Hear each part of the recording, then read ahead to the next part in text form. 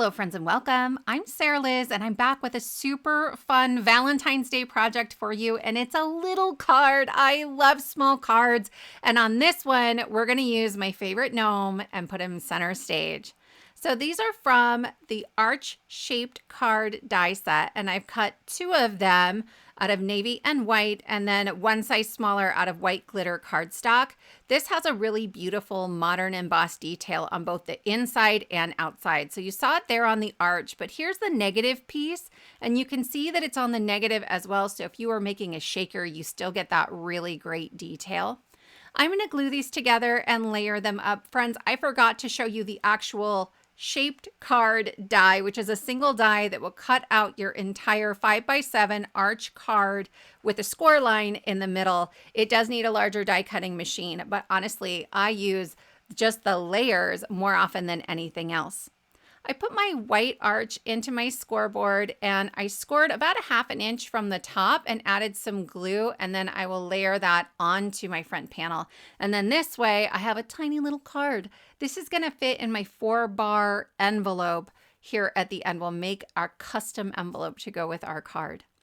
This is the Springtime Gnome, and it's one of my very favorites from Trinity Stamps. It came out last spring, and he's so good. He holds a bunch of different things. So we're going to use a heart today, but there's also some bunny ears that he can wear. There's an Easter egg. There's a potted plant. Tons of really great options. I'm just using a white gel pen and going over the whole thing to create some polka dots.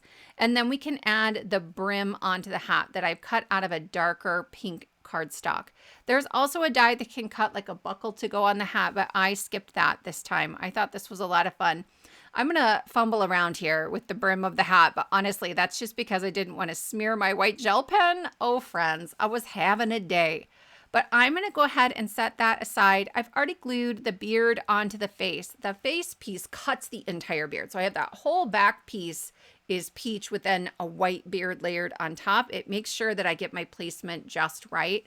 And then I'll put a little bit of glue on the top of his head. And I just pulled the hat down just so that it touches the beard. And then I'll put the nose on there as well. Sometimes I pop it up. Today I chose not to. I have his little shoes, and they're going to tuck just under the point of his beard here, but you could put them a little further out and have the beard hang down lower. I love that look as well. And then originally I had the heart out of some pink, but I wanted a little more color in here, a little more contrast. So I recut it out of some dark teal, and I'll have his little like mittened hands holding that heart. And that finishes up our gnome. He's super quick and easy to put together. So you can see here as I'm laying this onto my card base how well he fills that entire space. If you put him on an A2, you have lots of room to play with. But for something small like a Valentine or a note to a coworker, I love this smaller size for just a quick like, hey, hi, I think you're great.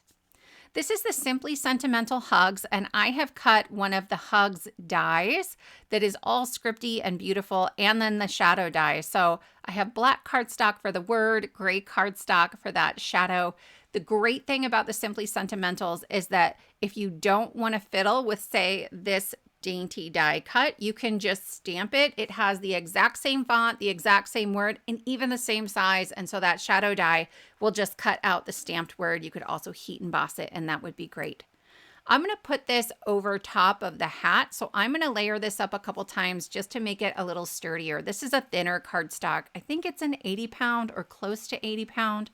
And so I didn't want it to be kind of wonky and floppy on the sides. You can see here where it's going to be a little raised where that pink cardstock is. It's 110-pound.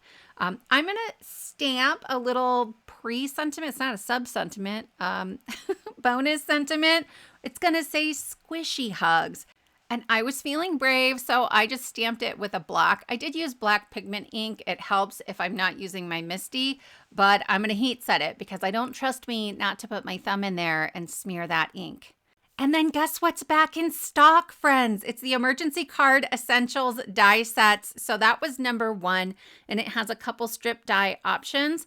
I am just cutting the 1/4 inch strip here to cut out my squishy word. You could do that with a trimmer instead, but I never seem to be able to get them straight. And then I'll stack that up. If you wanted a matte layer on this, there's also a 3/8 inch strip in that set. That's a perfect sort of matting layer for your strip sentiment dies.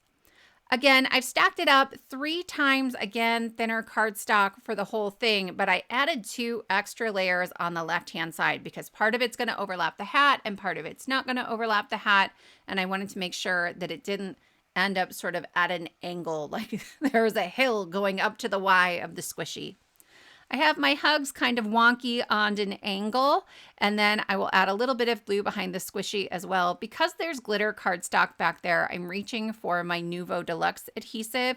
It's the glue that comes in the glue press. You can get that at Trinity Stamps. And then that just grabs a little better onto that glitter cardstock or any non-porous surface. This is the 4-bar card and envelope builder, and it's the envelope, but there's also 3 layers of rectangles with that modern embossed detail. IOU, 4 hearts. It could be I heart you, kisses, hugs. It is such a great set, super versatile, and you can make a card that fits in this envelope perfectly with just this set.